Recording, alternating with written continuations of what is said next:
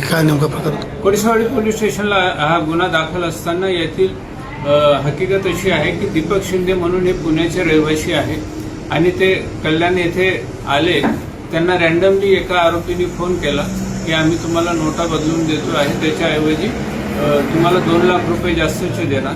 ते जास्त पैसे मिळण्याच्या आमिषापोटी त्यांनी ते पैसे घेऊन आले आणि इथे नोटा बदलेसाठी त्या ज्या आरोपींचा ग्रुप आहे त्यांनी ते नोटा असल्याची खात्री केली आणि यांच्याकडून ते पैसे हिसकून घेतले आणि त्यांच्या दुसऱ्या टीममधील 4 ते 5 आरोपींनी पोलीस असल्याची बतावणी करून पाठलाग करण्याच्या रेड पडल्याचा बनाव केला आणि ते पैसे घेऊन पळून गेले.